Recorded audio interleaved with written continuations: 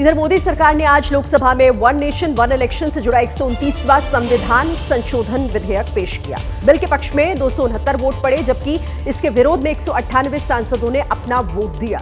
Bill को JPC में भेजने का प्रस्ताव पेश किया गया है। To introduce the Constitution 129th Amendment Bill. Sir, this bill party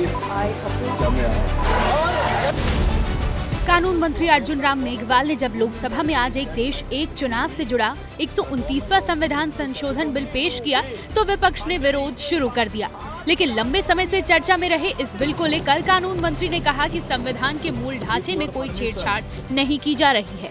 I beg to move for leave to introduce the Constitution 129th Amendment Bill, further to amend the Constitution of India। कि जो 41 साल से मामला pending था, किसी ने ध्यान नहीं दिया और नरेंद्र मोदी जी ने ध्यान दिया।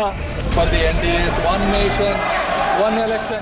विपक्ष ने बिल का जोरदार विरोध किया। कहा कि ये बिल संविधान और संघवाद के खिलाफ। कांग्रेस, समाजवादी पार्टी, टीएमसी समेत कई प्रमुख दलों ने विरोध जाहिर किया।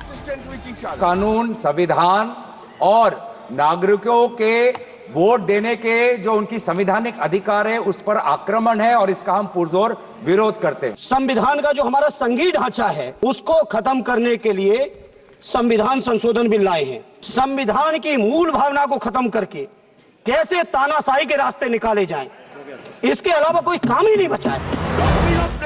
टीएमसी के कल्याण बनर्जी ने अपने चिर परिचित अंदाज में कहा कि ये बिल चुनाव सुधार का बिल नहीं बल्कि एक व्यक्ति की इच्छा पूर्ति का प्रयास है। It is not an election reforms. It is just a fulfillment of one gentleman's desire and dream. Bill को सदन में मंजूरी के लिए पहली बार लोकसभा में इलेक्ट्रॉनिक वोटिंग हुई। बिल के पक्ष में 269 सांसदों ने, जबकि विरोध में 198 सांसदों ने वोट किया।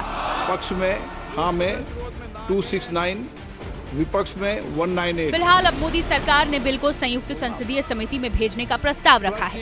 समिति में अलग अलग राजनीतिक दल के प्रतिनिधि इस बिल पर चर्चा करेंगे। बिल पर चर्चा होने के बाद ही यह दोबारा सदन में आएगा। जो सदस्य विरोध में ना आके मेरे विचार में निर्णय हाँ वालों के पक्ष में हाँ। तो वन नेशन वन इलेक्शन, लोगों के मन में इससे जुड़े कुछ सवाल हैं जिनका जवाब एक एक कर आपके सामने रखते हैं। सवाल ये कि एक देश एक चुनाव कब लागू होगा? जवाब है 2029 लोकसभा चुनाव के बाद लागू होने की संभावना है। अब दूसरा सवाल कि एक देश एक चुनाव के तहत पहला चुनाव कब होगा? तो 2034 से एक साथ चुनाव होने की संभावना की जा रही है। अब अगला सवाल ये उठ रहा है लोगों के मन में कि 2034 में एक साथ कितने चुनाव की संभावना है? तो इसका जवाब यह है कि लोकसभा के अलावा 28 राज्यों, 3 केंद्र शासित प्रदेशों के विधानसभा का चुनाव होने की संभावना है। सवाल ये अगला कि अगर केंद्र में सरकार समय से पहले गिर जाए तो फिर क्या होगा? जवाब ये कि बाकी कार्यकाल के लिए सिर्फ लोकसभा का चुनाव ही होगा। अगला सवाल कि अगर किसी राज्य में सरकार पहले गिर जाए तो फिर क्या होगा ऐसी स्थिति में? तो जवाब है कि बचे हुए कार्यकाल के लिए उस राज्य में विधानसभा का चुनाव होगा। अब अगर किसी राज्य में 2031 या 2032 में चुनाव, तो फिर अगला चुनाव कब? इसका जवाब ये कि अगला चुनाव 2034 में ही होगा। विधानसभा का कार्यकाल पहले खत्म हो जाएगा। तो वन नेशन वन इलेक्शन को लेकर ये तमाम सवाल जिनका जवाब हमने आपके सामने रखा।